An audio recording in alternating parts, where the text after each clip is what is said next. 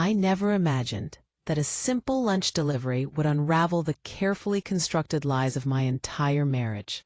My name is Victoria Chen. I'm 52 years old, and until that gray Tuesday morning in November, I believed my husband Daniel was exactly who he said he was. I thought I knew every corner of his life, every habit, every truth, every dream. How wrong I was. How devastatingly, completely wrong.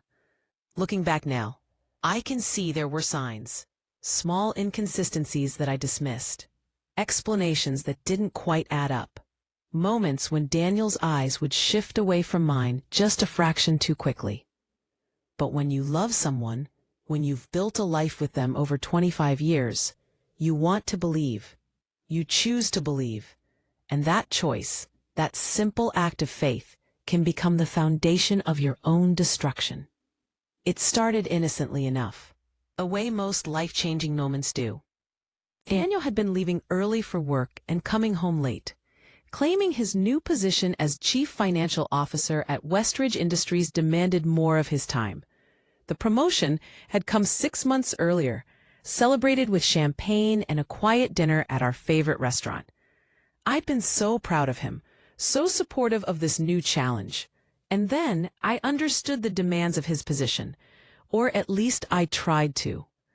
After 25 years of marriage, you learn to be supportive, to give space, to trust. Maybe I gave too much space. Maybe I trusted too blindly. Maybe I confused patience with willful ignorance, understanding with denial. That morning started like any other. Daniel rushed through the kitchen at 6:30, grabbing his briefcase and barely touching the breakfast I'd prepared. He was always rushing lately, always distracted, always somewhere else, even when he was standing right in front of me. "Big day today," he'd said, kissing my cheek quickly. "Board presentation this afternoon. I'll probably be late again." I watched him go, noticing he'd forgotten the homemade quiche I'd prepared the night before. The spinach and Gruyere combination he loved. It sat on the counter, carefully wrapped, a small gesture of love that would go undelivered if I didn't act. That's when I decided to surprise him at his office. It seemed like such a simple, thoughtful idea. Bring him lunch, maybe steal a few minutes of his time, remind him that someone cared about more than just his quarterly reports and budget projections. I'd only visited Westridge Industries twice in all the years Daniel had worked there. The first time was when he'd initially been hired as a junior accountant 15 years ago. The second was at a company holiday party 3 years back, a stiff, formal affair where I'd felt out of place among the sleek executives and their equally polished partners. Daniel always said he preferred keeping his professional and personal lives separate. It made sense, I supposed. He needed to maintain authority, professionalism, boundaries. I respected that separation. Looking back now, I respected too many boundaries without questioning why they existed, what they were really protecting. The downtown office building gleamed in the autumn sunlight as I pulled into the visitor parking space just after 11. The structure was impressive, all glass and steel, reaching 30 stories into the overcast sky. It was the kind of building that announced success, power, achievement. The kind of building where my husband spent more waking hours than he did at home. I walked through the revolving doors, carrying the thermal bag with the quiche and his favorite green tea, feeling oddly nervous. My reflection in the glass walls showed a woman in her early 50s, still attractive, but showing her age, wearing a simple blue cardigan and comfortable jeans. Nothing like the polished executives I could see moving through the lobby. The lobby was pristine, intimidating in its corporate perfection. Marble floors reflected the cold LED lighting above. Modern art hung on the walls. Abstract pieces that probably cost more than my car. Everything was designed to impress, to remind visitors that this was serious business, important work, a world apart from ordinary life. Behind a sleek reception desk sat a young woman with perfectly styled auburn hair and makeup that looked professionally applied. She couldn't have been more than 25, her navy suit crisp and tailored. Her nameplate read Jennifer Morrison, reception. "Good morning," I said, approaching with what I hoped was a confident smile. "I'm here to see Daniel Hartwell. I'm his wife, Victoria." Jennifer looked up from her computer screen, and I watched her expression shift from professional courtesy to something I couldn't quite identify. Confusion, maybe? Surprise? Her perfectly shaped eyebrows drew together slightly as she studied my face, as if trying to solve a puzzle that didn't make sense. "You said you're Mr. Hartwell's wife?" Her voice carried an odd note of uncertainty that made my stomach tighten, a subtle wrongness that set off alarm bells I didn't yet understand. "Yes, that's correct. Victoria Hartwell. I brought him lunch." I held up the thermal bag, suddenly feeling foolish for this spontaneous gesture, like a child bringing a forgotten lunchbox to school. Jennifer's eyes widened, and then she did something that froze my blood. That stopped time, that changed everything. She laughed. Not a polite chuckle, not a nervous giggle, but a genuine, bewildered laugh that echoed through the marble lobby like a gunshot. "Ma'am, I'm so sorry, but I see Mr. Hartwell's wife here almost every day. She just left about 20 minutes ago to run an errand." Jennifer gestured toward the elevators with casual certainty, completely unaware that her words were detonating my entire reality. "Actually, there she is now, coming back." I turned slowly, feeling as if I were moving through water, through some thick substance that made every motion deliberate and strange. Following Jennifer's gaze, my world tilted on its axis, the ground beneath my feet becoming uncertain. Walking through the lobby was a woman in her early 40s, elegant in a cream-colored designer suit that probably cost more than my entire wardrobe. Her dark hair was swept into a sophisticated chignon, not a strand out of place. She wore heels that made her nearly 6 feet tall, carrying herself with the kind of confidence that commanded attention, that made people step aside automatically. Everything about her screamed success, polish, perfection. She was beautiful in a way that made me suddenly, painfully aware of my simple blue cardigan and comfortable jeans, my hair pulled into a casual ponytail, my face free of makeup because I'd only been planning to drop off lunch. The woman nodded to Jennifer with familiar ease, the gesture of someone who belonged here, who was recognized and welcomed. "Good afternoon, Jen. Daniel asked me to grab those contracts from the car. Forgot them this morning. You know how distracted he gets before big presentations." Her voice was cultured, confident, with the slightest hint of amusement, as if Daniel's forgetfulness was an endearing quirk rather than a flaw. "No problem, Mrs. Hartwell. He's in his office. Conference room 3 just freed up if you need it for review before the board meeting." The words hit me like physical blows, each syllable a hammer strike to my chest. My hands went numb around the thermal bag. The lobby seemed to spin slightly, colors becoming too bright, sounds too sharp. Mrs. Hartwell. Present tense.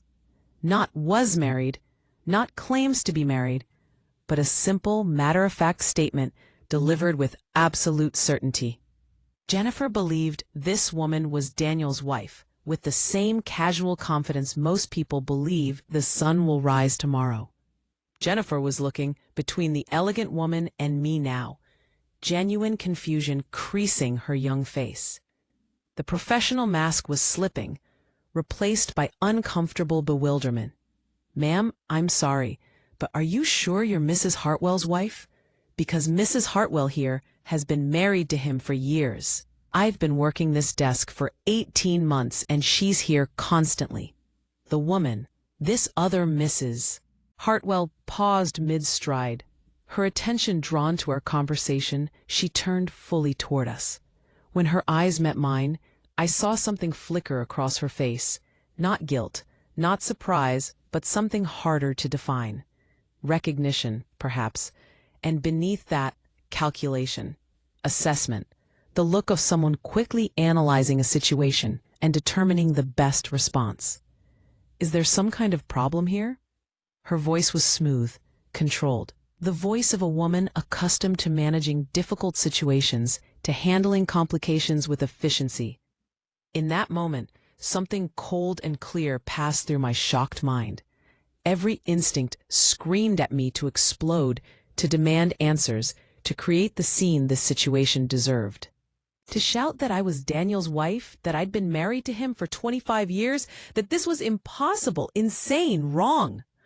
But a deeper wisdom born from 25 years of reading people, of navigating social situations with grace, of managing difficult clients in my bookkeeping practice, told me to do something different. Play along, gather information, understand before reacting. Don't show your hand until you know what game is being played. "Oh, you must be Carolyn," I said, forcing my voice to remain steady even as my heart hammered against my ribs so hard I thought everyone in the lobby must hear it. "Daniel's mentioned you. I'm Victoria Chen, a family friend. I was just dropping off some documents for Daniel. Business matter we've been consulting on." The lie tasted like ash in my mouth, bitter and wrong, but it bought me the space I needed to think, to breathe, to process what was happening without completely falling apart in this marble lobby in front of strangers. Carolyn's shoulders relaxed slightly, though her eyes remained watchful, assessing, like a chess player who'd just seen an unexpected move and was calculating responses. "Ah, yes. Daniel mentioned you might stop by. He's in meetings most of the afternoon, preparing for the board presentation, but I can make sure he gets whatever you brought." I handed over the thermal bag containing the quiche I'd made with love, my movements mechanical, disconnected from the chaos raging inside my mind. "Just tell him Victoria stopped by. The business matter can wait." Of course. Carolyn's smile was perfectly professional, perfectly normal, as if we hadn't just had the most surreal conversation of my life. "Was there anything else you needed?" "No. Thank you." I managed to keep my voice level, though inside I was screaming. "You've been very helpful." As I walked back to my car, the November air felt sharp against my skin, but I barely noticed. My legs moved without conscious direction, one foot in front of the other, automatic. Everything looked the same as when I'd arrived 30 minutes ago. The parking lot, the gleaming building, the gray sky overhead. But my entire world had fundamentally shifted on its axis. Sitting in the driver's seat, I stared at the office building through my windshield. My hands were shaking, so I gripped the steering wheel to steady them. 25 years of marriage, 25 years of sharing a bed, a home, dreams, secrets, inside jokes that nobody else understood. 25 years of believing I knew this man completely, of trusting him with my heart, my life, my future. Who was Daniel Hartwell? And more terrifyingly, who was I? Who had I been married to all these years? My phone buzzed with a text from Daniel, the notification appearing on my dashboard screen. "Working late again tonight, board meeting running long. Don't wait up. Love you. M.A." The words that had once brought me warmth, that had once made me feel safe and cherished, now felt like another lie in what was apparently an intricate web of deception I'd been blind to. How long had this been going on? How many times had Carolyn been introduced as his wife, while I sat at home preparing dinners for one, believing his stories about late board meetings and client emergencies? I started the car and drove home through familiar streets that suddenly felt foreign. Nothing looked right anymore. The coffee shop where Daniel and I used to stop on Sunday mornings, was that a lie too? The park where we'd celebrated our 10th anniversary with a picnic, had he done the same with her? Every landmark of our shared life now felt contaminated, suspect, potentially false. Our house, the white Victorian we'd renovated together when Daniel first made CFO 6 years ago, looked the same from the outside. The garden I'd spent years cultivating, planting roses and lavender, and the Japanese maple Daniel had bought me for our 20th anniversary. The mailbox with both our names painted in elegant script, Mr. and Mrs. Daniel Hartwell. The rocking chairs on the front porch where we'd sit on summer evenings, everything exactly as I'd left it, except now I knew it was all built on lies. Every board, every nail, every carefully chosen paint color was part of a facade, a stage set for a performance I hadn't known I was giving. Inside, the silence felt different. It wasn't the comfortable quiet of a home waiting for its occupants to return, the peaceful stillness I'd always appreciated. It was the hollow emptiness of a movie set, a carefully constructed facade, hiding nothing but empty space behind it. I moved through the rooms like a ghost, touching familiar objects that now felt foreign. The couch we'd picked out together after months of searching. The coffee table I'd refinished myself, spending weekends sanding and staining until it was perfect. The wedding photos on the mantel, young versions of ourselves smiling with such hope, such certainty. Had any of it been real? Or had I been living in a carefully constructed illusion for 25 years? I made myself a cup of tea, going through the familiar motions automatically. Fill the kettle, choose a mug, select a tea bag. The same routine I'd followed thousands of times. But now even this simple act felt different, tainted by the knowledge that nothing was as I'd believed. Sitting at our kitchen table, the one we'd picked out together at an antique fair in Vermont during our 5th anniversary trip, I stared at nothing. My mind kept replaying the scene at the office, searching for clues I'd missed, explanations that might make sense of what I'd witnessed. But there was only one explanation that fit, and it was one I wasn't ready to accept. Daniel was living a double life. He had another wife, another complete relationship, another version of the life I thought we shared. The front door opened at 10:15, just as it had countless times before. Daniel's footsteps were familiar on the hardwood floor, his keys jangling as he set them on the hall table. Normal sounds of a normal evening, the soundtrack of our life together, except nothing was normal anymore. "Victoria, I'm home." His voice carried the tired warmth I'd grown accustomed to over the years, the slight heaviness that came after long work days. He appeared in the kitchen doorway, looking every inch the successful executive in his tailored charcoal suit. His salt and pepper hair was still perfectly combed, despite his long day, his tie loosened just slightly, the way he always wore it after work. Everything about him was familiar, known, exactly as it had been for 25 years. "How was your day, sweetheart?" he asked, moving to kiss my cheek the way he always did. The endearment felt like a knife slipping between my ribs. Sweetheart. The word he'd called me since our first date, 26 years ago, when we'd been young and full of hope and believed in forever. Interesting, I said carefully, watching his face for any sign of deception, any hint of guilt. "I tried to bring you lunch today, at your office." For just a fraction of a second, so brief I might have imagined it, something shifted in Daniel's expression. A flicker of something, fear maybe, or calculation. Then it was gone, replaced by his usual pleasant smile. "You did. I didn't get anything." He moved to the refrigerator, opening it to scan the contents. "That's sweet of you to think of, though. Sorry I missed you. I gave it to Carolyn to pass along," I said, keeping my voice neutral, conversational, as if we were discussing the weather. "Seemed easier than interrupting your meetings." Another pause, barely perceptible, just the slightest hesitation as he reached for the milk. "Oh, right. Carolyn mentioned someone stopped by.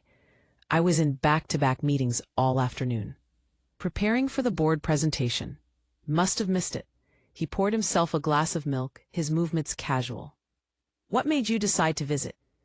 If you feel my words, show your support by liking the video and subscribing to the channel. And tell me from which city you belong, so I can see how far a woman's impactful voice can reach. Help me build this community so we can bring more truthful stories for you." "You forgot your breakfast," I said. "I thought you might be hungry." "The quiche you like." That was thoughtful. He smiled at me, the same warm smile I'd seen thousands of times. I appreciate you looking out for me. I watched him drink his milk, noting how his hands remained perfectly steady. Either he was telling the truth, or he was the most accomplished liar I'd ever met. After 25 years of marriage, I was terrified to discover which one it was. "Who exactly is Carolyn?" I asked, as casually as I could manage, as if the answer didn't matter, as if my entire world wasn't hanging on his response. Daniel turned, leaning against the counter in the relaxed posture I knew so well. "Carolyn Mitchell. She's our vice president of operations. Joined about 4 years ago from a competitor. Sharp woman. Really transformed our supply chain management. Cut costs by almost 30% in her first year. 4 years. 4 years of this woman being in his life, and I barely heard her name mentioned more than a handful of times. How many other details had he carefully edited from his stories about work? How many conversations had been sanitized, key players removed, truth obscured? "She seems very involved in the company," I said, testing, probing gently. "She is one of our best executives." Daniel's voice carried genuine admiration that made something cold settle in my stomach. "Board's talking about making her COO next year. She's earned it." The rest of the evening passed in a surreal pantomime of normalcy. We watched a nature documentary together, on the couch, Daniel's arm around my shoulders, the way it had been for 25 years. We discussed plans for Thanksgiving, debated whether to host his mother or travel to see her. We went through the same bedtime routine we'd followed for decades, him brushing his teeth for exactly 2 minutes, me applying the night cream I'd used for years. But underneath it all, a terrible new awareness pulsed like a second heartbeat. Every familiar gesture now felt like a lie. Every casual touch like a betrayal. Every "I love you" like another brick in a wall of deception I'd been too blind to see. As Daniel slept beside me, his breathing deep and peaceful, completely unburdened by guilt or worry, I stared at the ceiling and wondered how many other lies I'd been living with. How many times had he come home from spending the day being Carolyn's husband, only to slip seamlessly back into being mine? How long had I been sharing my life with someone who was living a completely different one when I wasn't around? The accountant in me, the part of my brain that had helped me build a successful bookkeeping practice from our home office, started calculating. 4 years since Carolyn joined the company. That was roughly 1,460 days. How many late nights in that time? How many business trips? How many conferences, client dinners, weekend work sessions? How many times had he mentioned her name in passing, conditioning me to accept her presence in his professional life, while she was actually inhabiting something much more personal? How many times had I nodded and smiled and supported his career, while he was systematically betraying everything we'd built together? But the questions that haunted me most weren't about timelines or evidence. They were simpler and infinitely more devastating. Who was the man sleeping next to me? And who had I been married to all these years? Had our entire marriage been a lie from the beginning? Or had something changed along the way? When had I stopped being enough? Or had I never been enough at all? The next morning arrived with cruel normalcy. Sunlight filtered through our bedroom curtains the way it always did. The alarm went off at 6:30, playing the soft classical music Daniel preferred.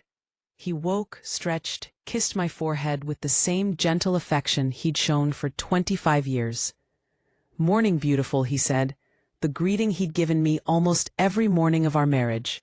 "Morning," I replied, watching him with new eyes, looking for cracks in the facade.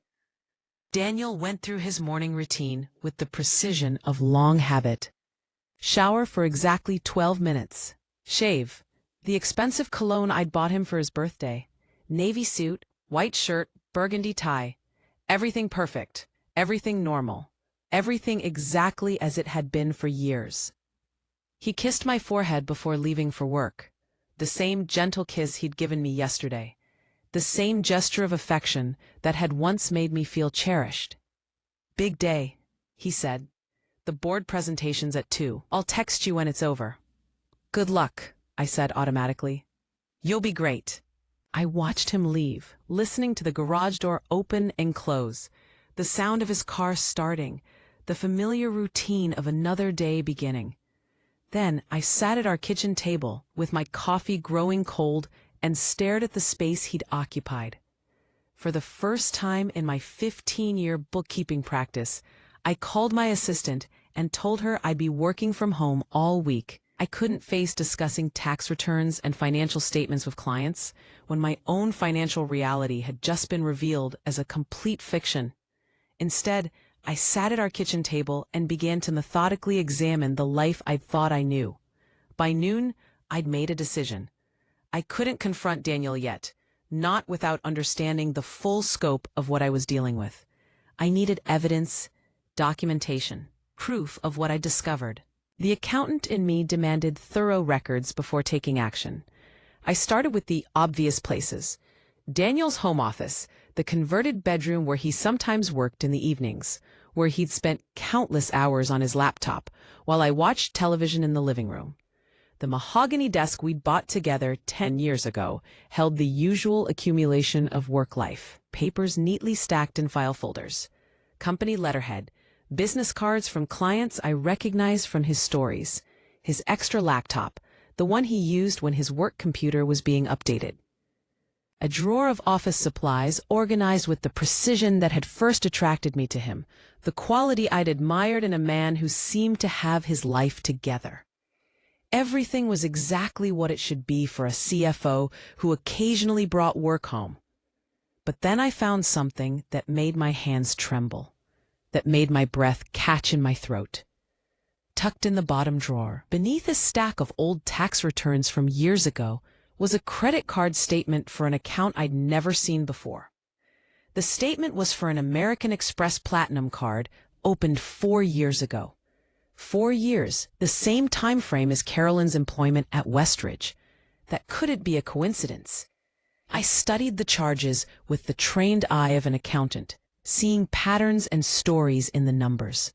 Dinner at Rossini's, the expensive Italian restaurant downtown where Daniel had proposed to me 26 years ago. The charge was for $215, dated 7 weeks earlier. I remembered that night. Daniel had told me he was having dinner with board members from Chicago who were in town for just one evening, important investors he needed to impress. I'd been proud of him, had texted him good luck with the important meeting, told him I loved him. He'd responded with a heart emoji at 9:15, told me the meeting was going great, that he'd be home late. "Don't wait up," he'd written, "love you so much." But this wasn't a business dinner receipt. Business dinners showed different patterns, tax-deductible categories, the kind of charges that could be written off. This was personal expense, carefully hidden. The charges showed wine, appetizers, 2 entrees, dessert, after-dinner drinks, coffee, the kind of intimate, indulgent dinner I thought was reserved for us, for special occasions, for the rare nights when we celebrated something important. My phone rang, startling me from my examination of the evidence of my husband's betrayal.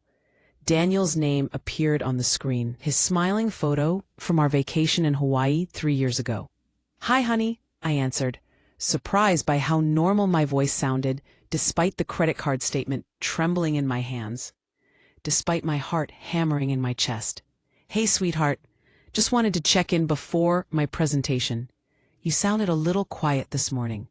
His voice carried genuine concern, the kind of caring attention that had made me fall in love with him 26 years ago. "Everything okay?" "Just tired," I said, the lie coming easily. "Didn't sleep well. Strange dreams." "Maybe you should take a real break today," he suggested. "You've been working so hard with tax season approaching, all those clients depending on you. Take the day for yourself." The irony of his suggestion wasn't lost on me. While I'd been working hard at building my practice, at contributing to our household, at being a good wife. He'd apparently been working hard at maintaining two separate lives. Actually, I said, deciding to test him to see how he'd react, I was thinking about that dinner you had with the board members from Chicago, the one about 7 weeks ago. How did that work out? Did you land their investment? A pause, so brief that most people wouldn't notice it. But after 25 years of marriage, I knew Daniel's speech patterns, his rhythms, his tells. The slight hesitation before a lie, the tiny intake of breath before a fabrication. Oh, it went well, I think. We're still in negotiations with their investment committee, but they seemed positive about Westridge's direction. These things take time. Why do you ask? Just curious. You seemed stressed about it at the time, so I was wondering if it panned out. Still pending, he said easily, but I'm optimistic. Listen, I should get ready for this presentation. Board's gathering in 15 minutes, and I need to review my notes one more time. Good luck, I said. I know you'll be brilliant. Thanks, sweetheart. Love you. Love you too. After he hung up, I sat staring at the credit card statement. Either he was lying about the board dinner, or he was lying about who he'd had dinner with that night. Either way, he was lying. And if he was lying about this, what else had he lied about? I spent the rest of the afternoon like a detective in my own life, examining familiar things with new, suspicious eyes. I found more credit card statements for the account I'd never known about, each one revealing a pattern of deception that made my stomach turn. Charges at jewelry stores, expensive pieces I'd never received. A charge at Tiffany's for $1,800 on a Tuesday afternoon, when Daniel had supposedly been in meetings all day. I'd never received a Tiffany's gift. Not for our anniversary, not for my birthday, not ever in our 25 years together. Floors charges, elaborate arrangements sent to addresses I didn't recognize. Hotel charges in cities where Daniel had supposedly been attending conferences alone. But the charges showed couples spa packages, room service for two, late checkout fees, gas station purchases in neighborhoods across town, far from his usual route between home and office, in areas he had no business reason to visit. A charge at a boutique day spa for a couple's massage package dated 3 months ago. I've been suggesting we go to a spa together for years, and Daniel always said he found them too fussy, too indulgent, a waste of money. But the most devastating discovery came from Daniel's laptop, the one he'd left on the kitchen counter that morning, something he'd been doing more frequently over the past 6 months. As if he'd become so comfortable in his deception that he'd grown careless, confident I'd never look, never question, never suspect. I told myself I was just closing it to save battery, a reasonable thing to do, but my eyes caught a calendar notification in the corner of the screen, and before I could stop myself, I'd clicked on it. The calendar invitation was for dinner, tonight, 7:30 at Celestial, the rooftop restaurant downtown with the stunning city views, where Daniel had taken me for our 15th anniversary, where we'd watched the sunset and talked about our future, our dreams, our plans for growing old together. The reservation was under the names Daniel and Carolyn Hartwell. Hartwell, not Daniel and Carolyn. Daniel and Carolyn Hartwell. As if they shared a last name. As if they were married, and their chest felt tight as I scrolled through more calendar entries, each one a small detonation in my carefully constructed reality. Lunch meetings with Carolyn that weren't labeled as business, just her name and a restaurant, the kind of casual notation you'd make for a personal appointment. One that wasn't doctor's appointments at an address I didn't recognize, in a neighborhood I'd never visited.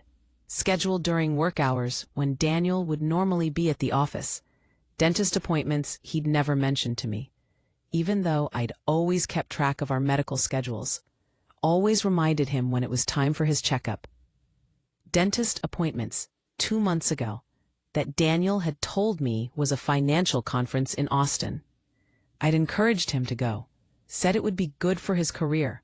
good for networking. I'd spent that weekend reorganizing our garage and having dinner with my sister, never suspecting my husband was actually touring Napa Valley with another woman. But the entries that made me physically nauseous, that made me have to sit down before I fell, were the recurring ones. Repeating appointments that told a story of routine, of established patterns, of a relationship that was anything but casual or new. Coffee with C every Wednesday morning at 7:30, before work at a cafe I'd never heard of. Dinner plans every Thursday evening at 6, always at nice restaurants, always coded simply as C. Weekend planning meetings every other Saturday afternoon, marked only with her initial, no explanation needed. I was looking at a parallel life, meticulously scheduled and carefully hidden. Carolyn wasn't just Daniel's colleague or even his affair partner. Based on these calendar entries going back 4 years, she was his primary relationship. I was the side note, the obligation, the inconvenience worked around while he built a real life with someone else. On Strong, the garage door rumbled open at 6:45. Daniel was home early, unusual for a Tuesday when he typically worked until 8 or 9. I closed the laptop quickly, my heart hammering as I heard his footsteps in the kitchen.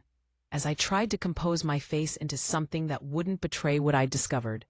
"And you're home early," I said, hoping my voice sounded normal, pleasant, unsuspicious. He looked handsome. I realized with a sharp pang of loss, of grief for what I'd thought we had. He'd refreshed his cologne, the expensive one I bought him, a scent I'd always loved. His hair was perfectly styled, not the slightly disheveled look he usually had after a full day of work. And he was wearing the burgundy shirt I'd bought him for his birthday last year, the one he'd said was too formal for everyday wear, too nice to waste at the office. Managed to wrap up early, for once, he said, his smile warm and genuine. The presentation went great. Board was really impressed with the quarterly projections. He moved past me to the refrigerator, trailing that expensive cologne.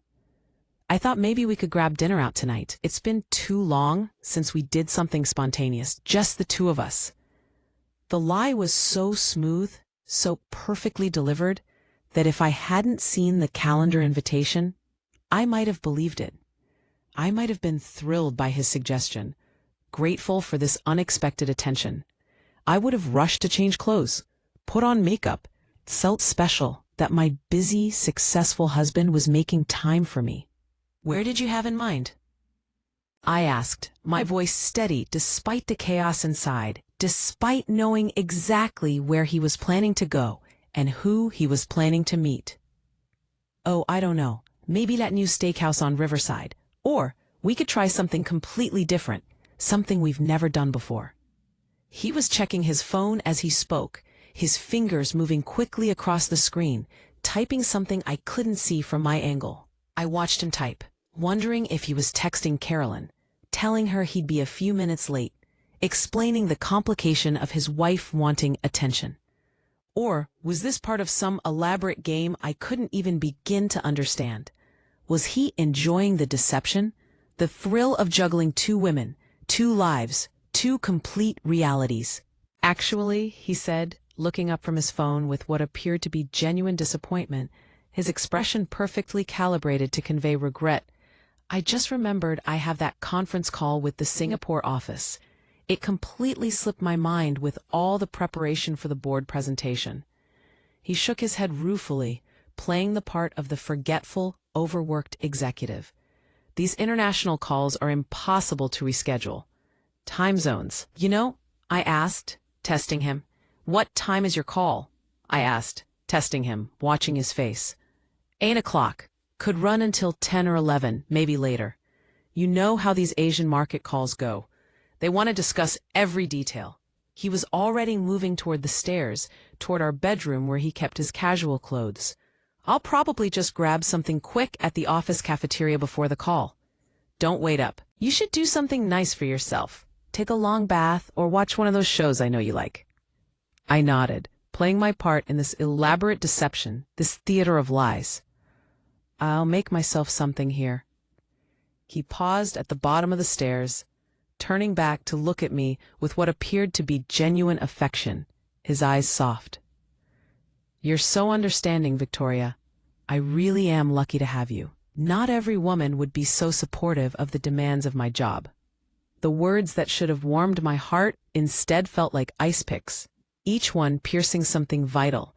How many times had he said variations of this while preparing to spend the evening with another woman? How many times had I smiled and kissed him goodbye, feeling proud of being a good wife, never suspecting I was unknowingly sending him off to his real life? I watched him climb the stairs, listening to his movements in our bedroom. The sound of our closet opening, drawers sliding. He was changing out of the burgundy shirt, probably into something more casual for his conference call, or maybe into something entirely different for his dinner with Carolyn at Celestial, the rooftop restaurant where we'd celebrated our anniversary, where he was now planning to take another woman while I ate leftovers alone. 20 minutes later, he came back down wearing dark jeans and a black sweater I'd never seen before. The style was younger than his usual wardrobe, more fashionable, the kind of thing a man might wear to impress someone new. His hair was artfully tousled now, not the neat business style he'd had earlier. And he'd added more cologne, enough that I could smell it from across the room. He looked like a man preparing for a date, not someone settling in for a long, tedious business call. I'll try not to be too late, he said, kissing my cheek. The same spot he'd kissed that morning, but now it felt like a brand, a mark of his betrayal. If the call wraps up early, maybe I'll come home at a reasonable hour for once. Take your time, I said, the words automatic, the response of 25 years of being an understanding wife. I'll probably turn in early anyway. He gathered his wallet, his keys, his phone, the same routine I'd watched thousands of times, the familiar choreography of our life together. But now I knew I was watching a performance, an actor preparing to leave one stage for another, to become a different character in a different production. The house felt haunted after he left, not empty, but filled with the ghosts of all the lies I'd believed, all the trust I'd given so freely, all the faith I'd placed in a man who'd been systematically betraying me for years. Every familiar object seemed to mock me with its false comfort. The wedding photos on the piano, both of us so young and hopeful. Had he ever meant those vows? Or had I married a man capable of this level of deception even then? Someone who could promise forever while already planning his escape routes. The vacation souvenirs on the bookshelf, trinkets from trips I'd thought we'd enjoyed together. Had he been wishing he was with Carolyn instead? Had he been mentally comparing us, finding me lacking? The grandfather clock we'd inherited from Daniel's parents and restored together, spending weekends stripping old varnish and applying new finish. Had that been real or just another performance? All of it was real in the sense that it had happened, that these objects existed, but none of it meant what I'd thought it meant. The whole edifice of our marriage was built on a foundation of lies. I made myself a salad, going through the motions automatically, and sat in front of the television without seeing what was on the screen. My mind kept circling back to the same impossible questions, playing them on an endless loop. How long had this been going on? 4 years, based on the credit card statements and Carolyn's hire date. Or longer? Had there been others before her? How had I missed the signs for so long? Had I been that blind, that trusting, that naive? Or had Daniel been that skilled at deception? And most devastatingly, had our entire marriage been a lie from the beginning, or had something changed along the way? Had he ever loved me the way I'd loved him? Or had I just been convenient, acceptable, good enough until something better came along? At 8:45, I found myself in my car, driving through familiar streets, with a destination I didn't want to acknowledge. I told myself I was just going to the grocery store, that I needed milk, that this route was perfectly normal. But when I turned onto the street where Celestial was located, when I pulled into a spot across from the restaurant's entrance, I knew I was lying to myself, the way Daniel had been lying to me. I sat in my car, watching the entrance. The valet parking area was busy, luxury cars pulling up and elegant couples stepping out. And then I saw Daniel's black Audi, the one I'd helped him pick out 2 years ago, the one he'd been so excited about. The valet opened the door, and Daniel stepped out. He moved around to the passenger side, opening the door with the gallantry he used to show me, and Carolyn emerged. She was wearing a stunning emerald dress that must have cost a fortune. Her dark hair styled in loose waves, diamonds glinting at her ears and throat. She looked like she belonged in this world of expensive restaurants and luxury cars, like she was made for this kind of life. Daniel handed his keys to the valet, then placed his hand on the small of Carolyn's back. A possessive, intimate gesture I knew well. It was the same way he used to touch me, back when we were young and newly married, when he couldn't keep his hands off me. They walked into the restaurant together, and even from this distance, I could see they were laughing about something. Daniel's face was animated in a way I rarely saw anymore. With me, he was tired, distracted, checked out. With her, he was vibrant, engaged, alive. I sat in my car for another 20 minutes, watching the entrance to the restaurant where my husband was having dinner with another woman, while I'd been dismissed with a lie about a conference call with Singapore.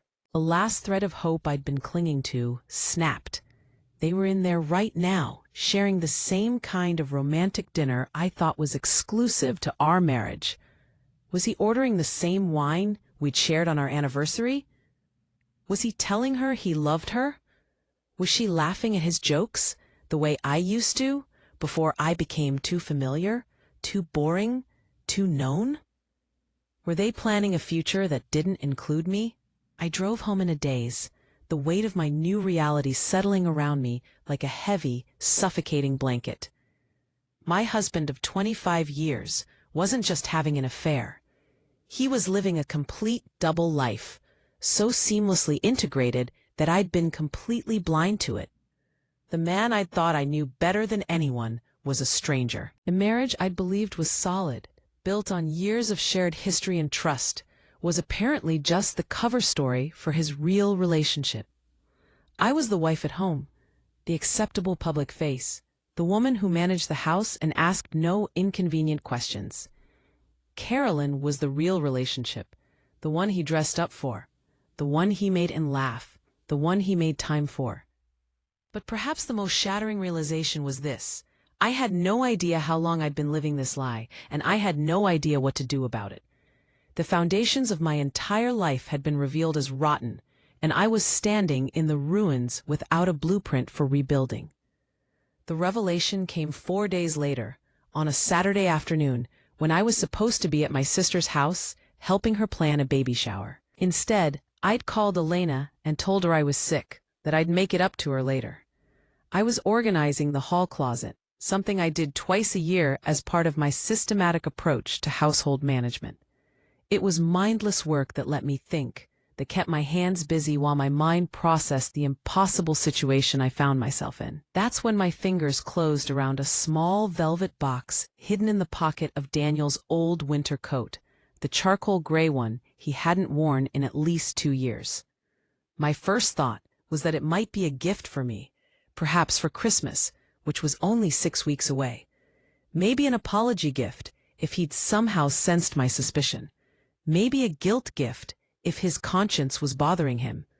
But when I opened it, my heart stopped. Inside was a stunning emerald ring, the stone at least 2 carats, surrounded by small diamonds in an intricate platinum setting.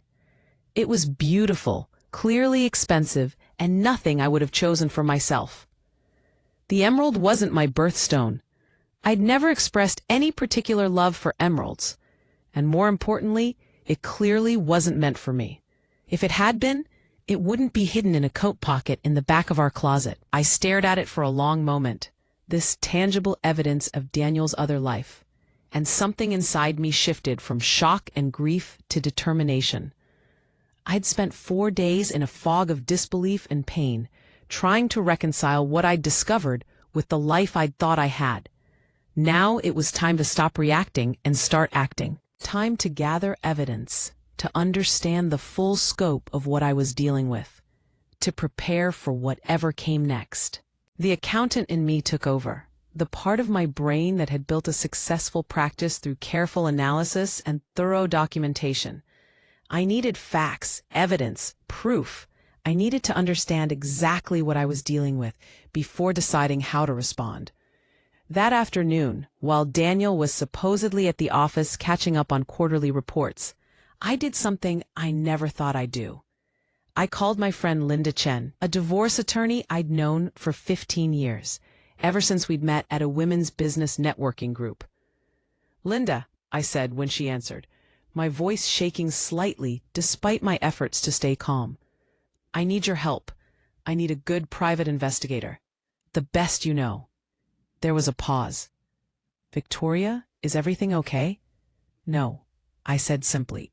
"Everything's not okay. I think Daniel's having an affair, and I need to know the truth before I confront him." "Come to my office Monday morning," Linda said immediately, her voice shifting into professional mode. 9 o'clock. I'll clear my calendar. And Victoria, don't confront him yet. Don't let on that you know anything, not until we understand what we're dealing with." That was harder than it sounded. That night, when Daniel came home at 10:30 from his supposed workday, I had to act normal. Had to smile when he kissed my cheek. Had to ask about his day and nod sympathetically when he complained about difficult reports and demanding board members. Had to lie in bed beside him that night, listening to him sleep peacefully, wondering how he could rest so easily while carrying such enormous deceptions. Monday morning, I sat in Linda's office, a sleek space in a downtown high-rise. Linda was in her late 50s, silver-haired and sharp-eyed, with a reputation for being both brilliant and ruthless when her clients needed protection. "Tell me everything," she said after her assistant brought coffee and closed the door. I told her about the visit to Daniel's office, about the credit card statements, about the calendar entries, about the dinner at Celestial, about the emerald ring. I laid it all out in chronological order, the way an accountant presents financial data, letting the facts speak for themselves. When I finished, Linda was quiet for a moment, her expression troubled. "Victoria," she said finally, "I need to be honest with you. In cases like this, we almost always find that things are worse than the client initially suspects. Are you prepared for that possibility?" I thought about the evidence I'd already found, about watching Daniel walk into that restaurant with Carolyn, about the years of lies. How much worse could it get? "I need to know the truth," I said. "All of it. Whatever it is." Linda nodded. "I'm going to refer you to Rebecca Stone. She's the best private investigator I know. Discreet, thorough, and she specializes in domestic cases." She pulled out a business card. "Call her today. Tell her I sent you. And Victoria, document everything you find. Every text, every receipt, every calendar entry. Print it, photograph it, store copies somewhere he can't access. If you feel my words, show your support by liking the video and subscribing to the channel. And tell me from which city you belong, so I can see how far a woman's impactful voice can reach. Help me build this community so we can bring more truthful stories for you." Over the next 2 weeks, Rebecca worked with quiet efficiency while I went through the motions of my normal life. I smiled at Daniel over breakfast, the same smile I'd given him for 25 years. Kissed him goodbye in the mornings, wished him luck with his meetings, asked about his day in the evenings, listened to his stories about work, nodded in all the right places. But underneath the performance, I was gathering my own evidence, documenting, preparing, building a case. I found a second phone hidden in Daniel's car, tucked under the driver's seat in a small compartment I'd never noticed before.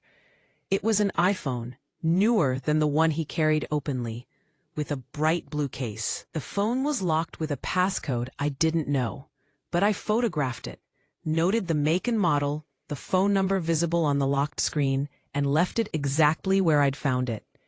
I discovered a safe deposit box key in his desk drawer, taped to the underside of the bottom drawer, where I'd only found it by accident. The key was for a bank branch I'd never visited, in a neighborhood across town where we had no reason to do business.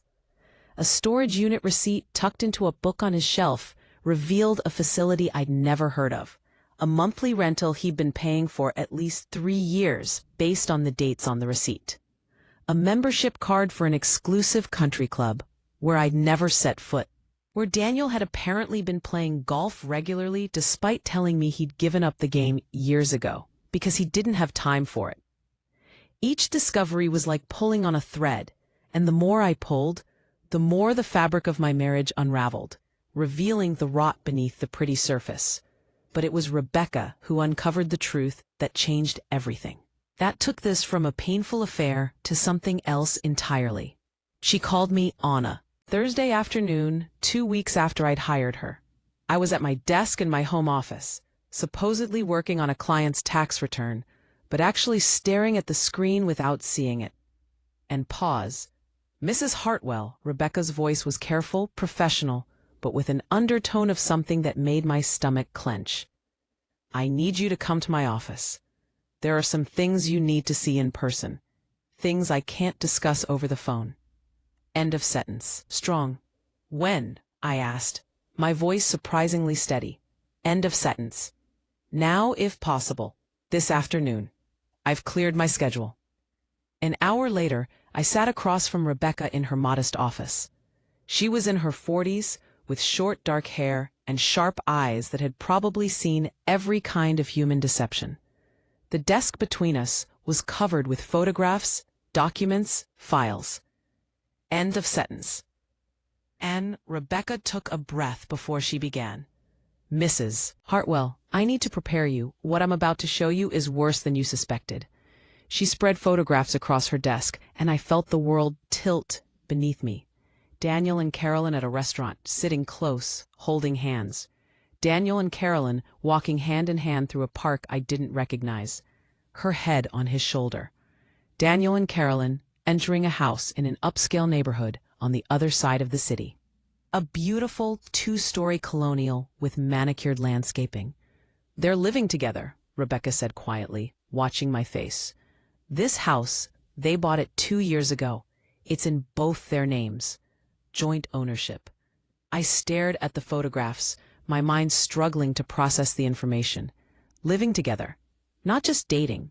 Not just an affair, but an entirely separate household. An entirely separate domestic life.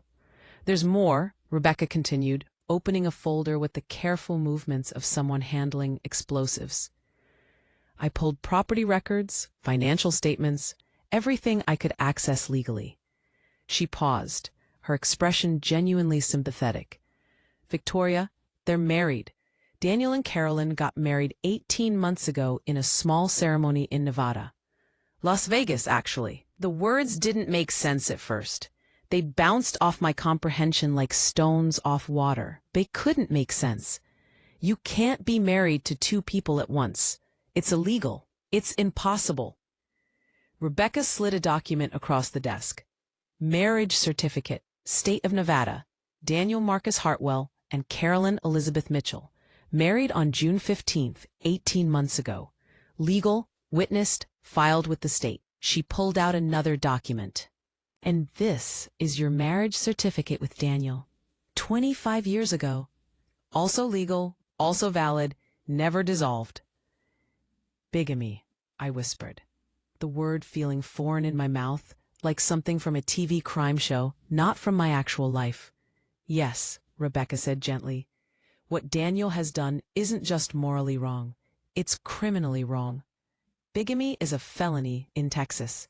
He could face serious legal consequences for this, including potential prison time. I sat in silence, my hands trembling slightly as I touched the marriage certificate. Daniel's signature, so familiar. The same signature I'd seen on our mortgage papers, our tax returns, birthday cards. Next to it, a woman's signature I didn't know. How? I finally managed to ask. How did he manage this? How do you marry someone when you're already married? Rebecca pulled out more documents, explaining with the patient thoroughness of someone who'd seen this before. Nevada has somewhat looser requirements than Texas. No blood test needed, no waiting period. If he lied on the marriage application, claimed to be divorced or widowed, they wouldn't necessarily verify it, especially for a quickie Vegas wedding. She showed me the marriage application. Under marital status, Daniel had checked divorced. A complete lie, but apparently enough to allow the wedding to proceed. From what I can piece together, Rebecca continued, he's been incredibly meticulous about maintaining both lives. You said he works from home 2 days a week, correct? Those Tuesdays and Thursdays when he's supposedly in his home office? I nodded, remembering. He'd started that schedule about 18 months ago, said the company was encouraging flexible work arrangements to improve work-life balance. Those are the days he actually works from the house with Carolyn. From their house, Rebecca showed me surveillance photos of Daniel's car parked in the driveway of the colonial house on those days. The days he supposedly goes into the office early and comes home late. Those are split between the two households. She pulled out bank statements for accounts I'd never known existed. He's been supporting 2 complete lives, 2 mortgages, 2 sets of utilities, 2 complete households. His salary as CFO is substantial, over $300,000 a year, but even that wouldn't cover all of this. Her expression grew more serious. Victoria, I found evidence that he's been embezzling from Westridge Industries. Moving money through fake vendor accounts, inflating expense reports, skimming from petty cash. We're talking about over $300,000 over the past 2 years, funneled into accounts he controls, used to support this double life. My hands trembled as I looked through the evidence. Embezzlement on top of bigamy. How long could he have possibly thought he could maintain this? How did he think this would end? Strong people like Daniel often operate with a sense of invincibility, Rebecca said, as if reading my thoughts. They start small, get away with it, then the deception escalates. Eventually, they're so deep in the lie that they can't see a way out except to keep going deeper. They convince themselves they're special, that normal rules don't apply to them. Strong M. Does Carolyn know about me? The question came out as barely a whisper. Does she know he's already married? Rebecca's expression was sympathetic but firm. Yes. I have evidence that she's been aware from the beginning. In fact, based on emails I was able to access, she helped plan this. She paused. Victoria, this wasn't a crime of passion or a mistake that spiraled out of control. This was calculated, deliberate, sustained fraud by both of them. She showed me printouts of emails between Daniel and Carolyn, messages that made my stomach turn. They'd discussed me, my schedule, my habits, how to manage the deception. They'd joked about close calls, near misses when I'd almost discovered them. In one email from a year ago, Carolyn had written, "Had lunch with the wife today, LOL. She has no idea. You should see the boring outfits she wears. No wonder you needed someone more exciting." Daniel's response, "Be nice. She's harmless. Just keep playing your part and everything will be fine." I was reading emails about myself, written by my husband and his other wife, discussing me like I was an inconvenient problem to be managed. Harmless, boring. The wife as if I were a role rather than a person. There's more, Rebecca said quietly. Based on their emails and calendar entries, they're planning to make their marriage public next year. They want to announce it at the company Christmas party. Want to stop hiding. What about me? I asked. In their plan? What happens to me? Rebecca hesitated. Based on what I found, Daniel was planning to file for divorce from you early next year. He's been documenting what he calls your emotional distance, your lack of interest in his career, your satisfaction with a small life. He's been building a case that the marriage has been dead for years, that you've grown apart naturally. She showed me more emails, these ones from Daniel to his personal lawyer. He'd been consulting about divorce strategy for months, asking about how to minimize his financial exposure, how to paint himself as the victim of a loveless marriage who'd found happiness elsewhere. He was going to make it look like I drove him away, I said, understanding now. Make it seem like I was the problem, not him. Yes. And based on Carolyn's emails, she was planning to be very supportive during his difficult divorce. The new girlfriend who'd helped him heal from a failed marriage. No one would know they'd already been married for over a year.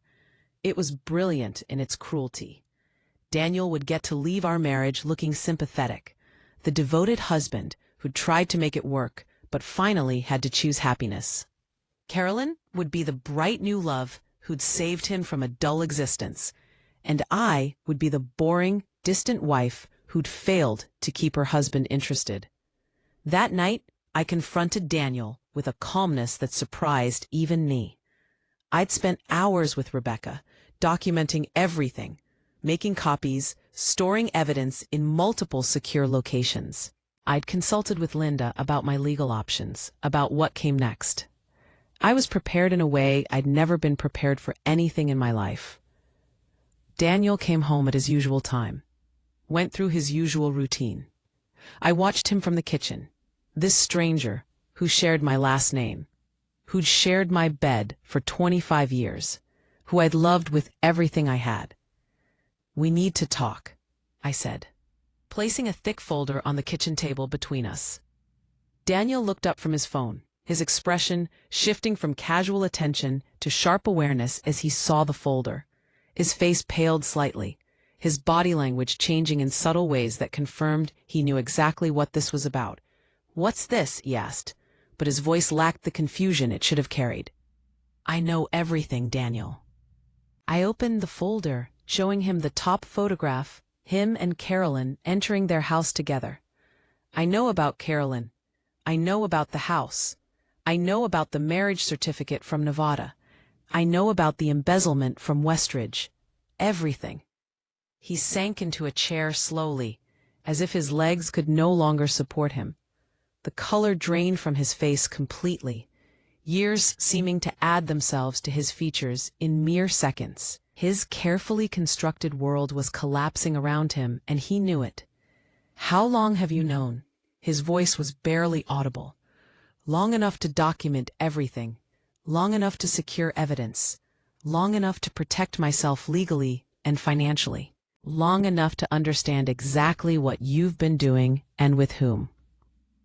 Daniel's hands shook as he reached for the folder, opening it to see more photographs, financial records, the marriage certificate, emails between him and Carolyn. His face was ashen, his breathing shallow. "I can explain," he said weakly, the response of someone who knows there is no explanation that could possibly suffice. Can you explain how you married another woman while still married to me? Can you explain how you built an entire second life, a second household, while accepting my love and trust? Can you explain how you stole hundreds of thousands of dollars from your company to fund your deception?" He opened his mouth, then closed it again. What words could possibly make this better? Why? The question burst out of me, the one I'd been holding inside since this nightmare began. Why not just divorce me if you wanted to be with her? Why this elaborate deception? Why bigamy and embezzlement and years of lies? Why? Daniel looked up at me, and for the first time I saw something that might have been genuine emotion break through his careful control. His eyes were wet, his voice rough. "I didn't want to hurt you," he said. "I thought I could make both situations work. I thought I could keep everyone happy. The absurdity of the statement would have been laughable if it wasn't so tragic, if it didn't reveal such a profound disconnect from reality." "You didn't want to hurt me," I repeated slowly, each word precise. "So instead you committed bigamy and embezzlement?" Instead, you let me believe our marriage was real while building a complete separate life with another woman? Instead, you let me waste years of my life living a lie? I loved you both, he said, looking up at me with what might have been genuine anguish. I couldn't choose. Carolyn is exciting, ambitious, she pushes me to be more. But you, Victoria, you're safe, comfortable, home. I didn't want to lose either one of you. The words cut deep, revealing how he'd categorized us, assigned us roles in his fantasy. Carolyn, the exciting mistress turned wife. Me, the comfortable backup plan, the safe harbor he could return to when the excitement got too intense. Love isn't about keeping someone in the dark while you live a lie, I said, my voice steady despite the pain coursing through me. Love isn't about deception and manipulation and making someone feel like they're home while you're actually building your real home somewhere else. What you did wasn't love, Daniel. It was cruelty dressed up as consideration. What happens now? He asked, and I heard the fear beneath the question, the dawning realization that he was about to lose everything. Now you face the consequences of your choices, I said. I've already filed for divorce. The papers will be served tomorrow. I've also contacted the authorities about the embezzlement and the bigamy. The Financial Crimes Unit is opening an investigation, and I've informed Richard Hayes, the chairman of the board at Westridge, about the financial irregularities I discovered. Daniel's face went from ashen to gray. Victoria, please, this will destroy everything. My career, my reputation, everything I've worked for. You destroyed everything. I corrected, my voice hard. You destroyed our marriage. You destroyed your integrity. You destroyed the trust of everyone who believed in you. I'm just refusing to keep your secrets anymore. I'm just refusing to be complicit in your crimes. What about Carolyn? Does she know? She'll find out soon enough that the man she married is already married to someone else. Rebecca had already sent notification to Carolyn, along with evidence of the bigamy and embezzlement. The other Mrs. Hartwell was about to discover that her marriage was invalid, that she'd been an unwitting accomplice to a felony, that the man she'd thought she knew was a criminal. Daniel sat in silence, the weight of his actions finally settling on his shoulders. I watched him, this man I'd loved for 25 years, and felt nothing but a strange, cold clarity. You have until the end of the week to move out, I said. Take whatever you need, but document everything you remove. My lawyer will be monitoring the accounts to ensure you don't take anything that's legally mine. Where am I supposed to go? He asked, and I almost laughed at the question. I don't know, Daniel. Maybe Carolyn's house? Oh wait, that's technically your house too, isn't it? Except now that the bigamy is public, I'm sure that's going to get very complicated very quickly. Over the following weeks, I watched Daniel's carefully constructed empire crumble with the thoroughness of a controlled demolition. Each revelation triggered the next collapse until there was nothing left but rubble. The investigation into the embezzlement revealed he'd taken over $400,000 from Westridge Industries over the past 3 years, funneling it through fake vendors and inflated expense accounts. He was fired immediately, escorted from the building by security, his access revoked, his reputation destroyed. The board filed a lawsuit for recovery of the stolen funds, plus damages. The company's insurance carrier launched their own investigation. The Financial Crimes Unit forwarded the case to the district attorney's office for criminal prosecution. Daniel was arrested on charges of embezzlement and bigamy. The arrest made the local news, a brief story about a corporate executive living a double life. I didn't watch the coverage, couldn't bear to see his face on the screen, but friends called to tell me about it, to express their shock and support. Carolyn, upon learning that her marriage was invalid and that she'd been part of a criminal conspiracy, hired her own lawyer and turned state's evidence against Daniel. She claimed she'd believed him when he said he was divorced, that she'd had no idea she was participating in bigamy. The emails Rebecca had found, where Carolyn joked about the wife and discussed managing the deception, suggested otherwise. Carolyn's lawyer argued those were taken out of context, that she'd believed the wife referred to an ex-wife, not a current one. It didn't matter to me either way. Carolyn might escape criminal charges, but her reputation was destroyed. She lost her position at Westridge, was blacklisted in the industry, faced her own civil lawsuit from the company for her role in Daniel's crimes. The elegant, poised woman I'd seen in the office building that November morning, the woman who'd been introduced as Mrs. Hartwell with such casual certainty, was revealed as just another victim of Daniel's deceptions. She'd been lied to as well, just differently. She'd known about me, but believed what Daniel told her, trusted his version of events. We were both fools, in different ways.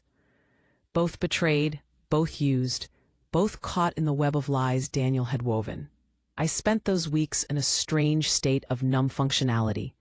I worked with my clients, managed my household, dealt with lawyers and investigators and police reports. But underneath it all was a profound grief for the life I'd thought I had, the man I'd thought I'd married.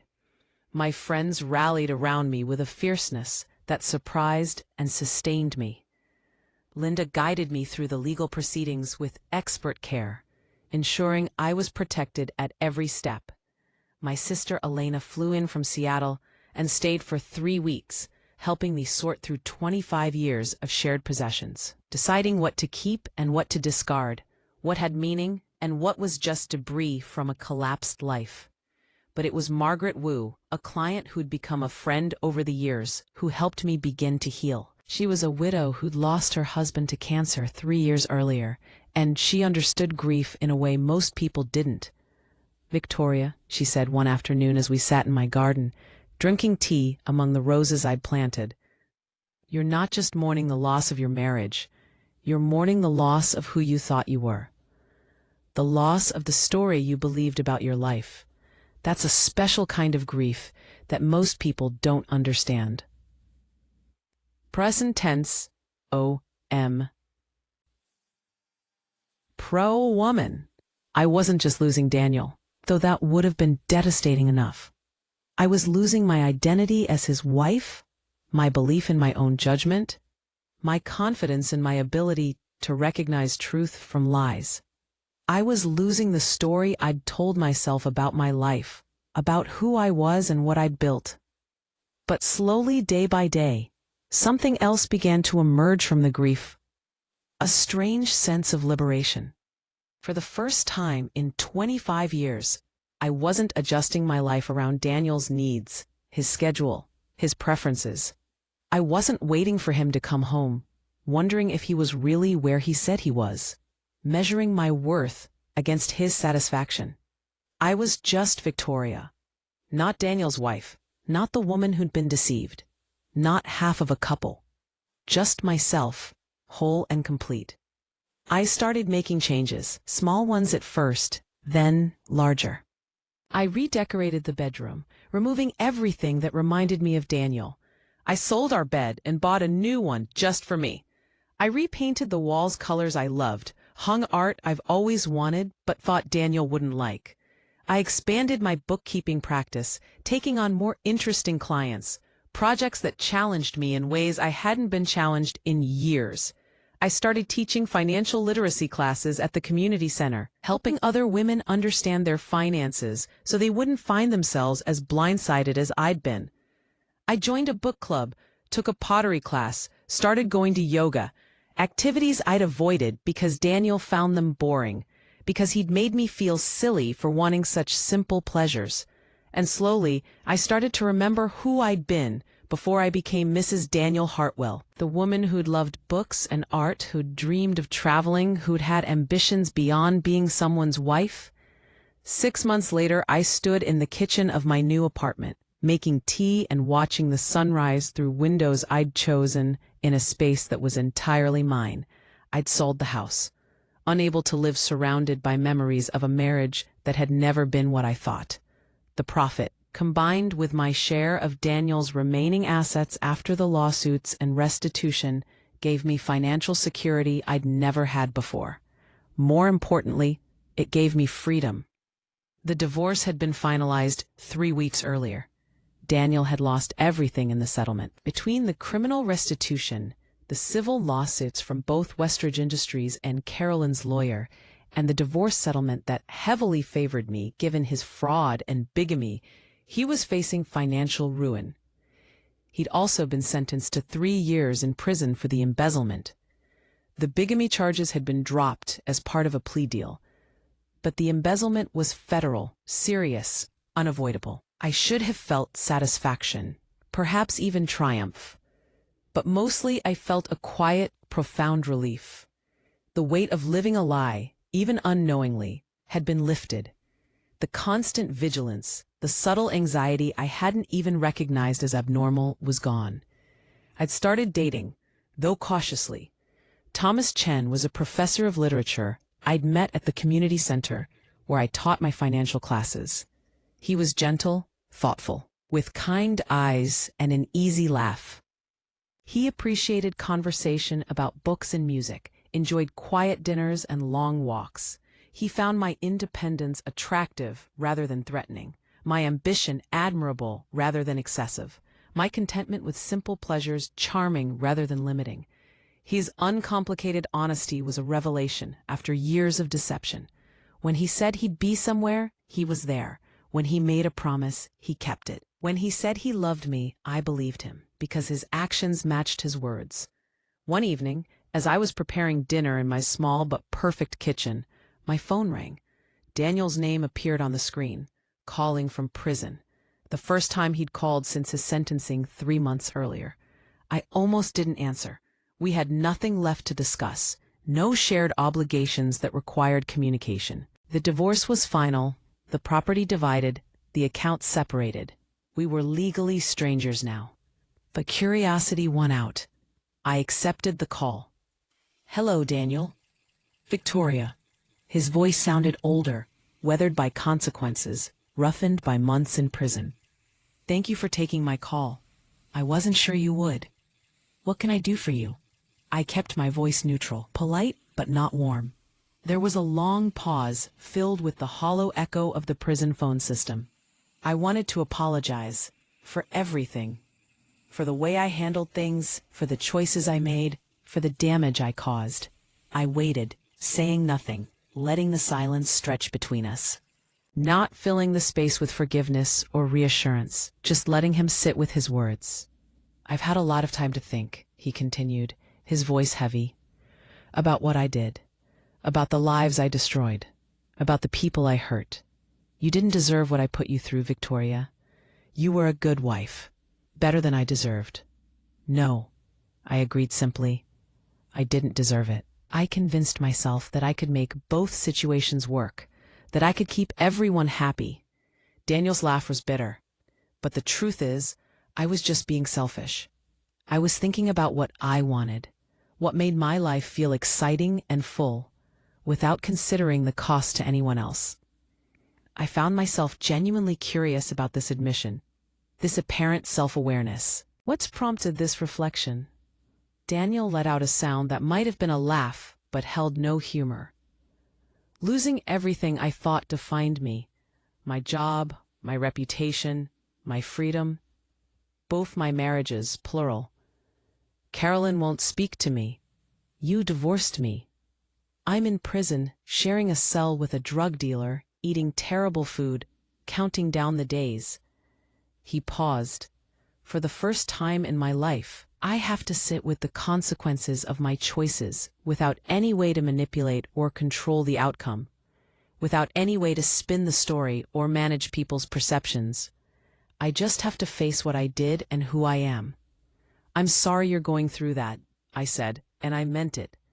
Not because I wanted to comfort him or absolve him, but because I genuinely wished he'd learned these lessons before destroying so many lives, before causing so much pain. "Are you?" He sounded genuinely curious, as if he couldn't imagine why I would care. I considered the question honestly. I'm sorry you threw away 25 years for something that wasn't sustainable. I'm sorry you hurt so many people in pursuit of something that could never last. I'm sorry you discovered too late that honesty and integrity actually matter, that actions have consequences, that you can't build happiness on a foundation of lies. Do you ever think about what might have happened if I'd just been honest? Daniel's voice was quiet, reflective. If I'd told you I was unhappy, that I'd met someone else, that I wanted something different, if I'd asked for a divorce instead of creating this whole elaborate deception? Sometimes, I admitted. But Daniel, the problem wasn't that you were unhappy or that you fell in love with someone else. People fall out of love. Marriages end. That's painful, but it's not criminal. I paused, gathering my thoughts. The problem was that you chose deception and fraud instead of honesty. You chose to marry another woman while still married to me. You chose to steal from your company to fund two separate lives. Those weren't mistakes that spiraled out of control. Those were calculated, deliberate choices to commit crimes. I know that now, he said, his voice heavy with something that sounded like genuine remorse. And I know that even in this conversation, I'm still making it about myself, still focusing on my losses instead of the damage I caused. Some habits are hard to break, even when you have all the time in the world to think about them. Yes, you are, I agreed, not unkindly. If you feel my words, show your support by liking the video and subscribing to the channel. And tell me from which city you belong, so I can see how far a woman's impactful voice can reach. Help me build this community so we can bring more truthful stories for you. Silence stretched between us, years of history and hurt hanging in the air, mediated by a prison phone system. Strong.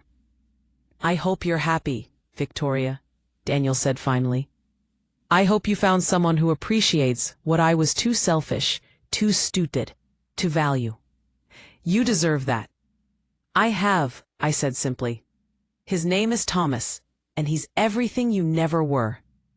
Honest, straightforward, incapable of maintaining the kind of elaborate deception you built.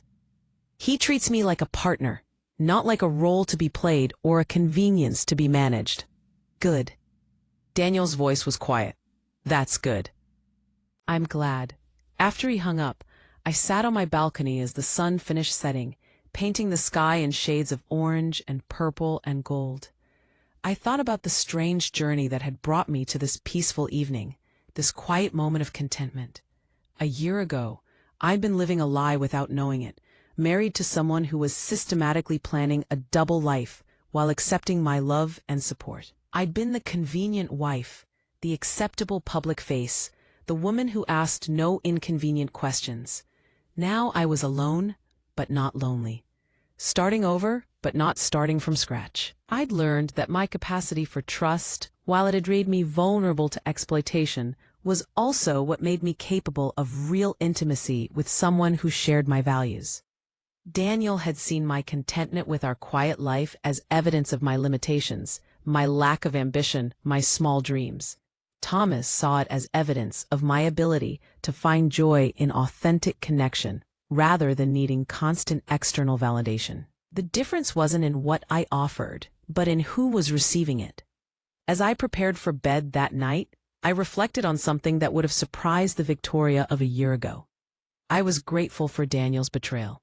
Not because I'd enjoyed the pain of discovery or the difficulty of divorce, or the months of legal battles and public humiliation, but because it had freed me from a relationship that was built on fundamental dishonesty. It had shown me who I really was when stripped of the role I'd been playing. It had taught me that I was stronger than I'd ever known. For years, I'd been trying to be enough for someone who was living a double life, accepting what I thought was occasional distance as normal, believing his stories without question. I'd been living in ignorance while he systematically betrayed every vow we'd made, while he built an entire separate existence. Now I was living with someone who loved me, not despite my trust and honesty, but because of it. Someone who saw my loyalty as a gift rather than an expectation. Someone whose love didn't come with secrets, lies, and criminal activity. At 52, I'd learned that sometimes the best thing that can happen is losing something you thought you couldn't live without. Sometimes freedom comes disguised as loss. Sometimes the most loving thing you can do for yourself is stop enabling someone who's been systematically betraying you. Daniel had been right about one thing during his phone call from prison. We both deserved to be with people who truly understood us. He deserved the consequences of his choices, the weight of his crimes, the isolation of being completely known for who he really was. And I deserved someone whose love didn't require me to be anything other than exactly who I was. Someone who celebrated my contentment rather than scorning it. Someone who built a life with me, rather than building separate lives and expecting me to be grateful for the scraps of attention he threw my way. As I turned off the lights in my small, honest apartment, I realized that for the first time in years, I was exactly where I belonged. Not in the shadow of someone else's betrayal, but in the light of my own truth. And that truth was this: I was stronger than I'd ever known. I was capable of surviving devastating betrayal and emerging with my integrity intact. I was worthy of honest love, authentic connection, and a life built on truth rather than elaborate lies. The woman who'd walked into that office building carrying a thermal bag and naive trust was gone. In her place was someone who understood that love without honesty is just a beautiful cage. Someone who knew that sometimes the greatest act of self-love is walking away from someone who's been systematically lying to you. I fell asleep that night in my own bed, in my own space, with my own truth, and for the first time in longer than I could remember, I felt completely at peace. Though there had been moments when those feelings had sustained me through the darkest days, it was about rebuilding myself on a foundation of truth. About surrounding myself with people who valued honesty, about learning to trust my own judgment again. It was about understanding that being deceived doesn't make you weak or stupid or naive. It makes you human. It means you were capable of trust, of faith, of believing the best about someone you loved. Those aren't character flaws. They're evidence of a generous heart. The flaw belonged to Daniel, who took that generosity and twisted it into something he could exploit, who saw my trust as a weakness to be used rather than a gift to be honored. Choosing to move forward with wisdom rather than bitterness, with openness rather than cynicism, with hope rather than despair, that was what made me strong. I was Victoria Chen. I was 52 years old. I'd survived 25 years of marriage built on lies, and I'd emerged not broken, but transformed. I'd discovered reserves of strength I never knew I possessed. I'd learned that I could face devastating truth and not only survive, but thrive. And that transformation, painful as it was to achieve, was worth more than any comfortable illusion could ever be. Better to live in uncomfortable truth than beautiful lies. Better to know reality, however harsh, than to live in a dream that could shatter without warning.